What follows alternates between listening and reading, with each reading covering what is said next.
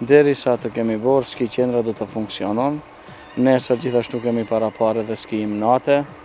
Gjithashtu këto 2 vikende edhe këto 2 javë kemi pas zbritje të ski pasave, do me thonë deri në 30%. Gjithashtu do vazhdoj edhe këto javët tjera që vinë zbritja e ski pasave.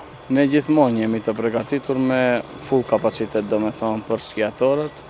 Tani më varet sa do vinë të shijojnë këtë ski qendër, është, do me thonë, shumë stazat janë të mira, pistat janë të gatshme për skijim, ka borë mjaftueshëm.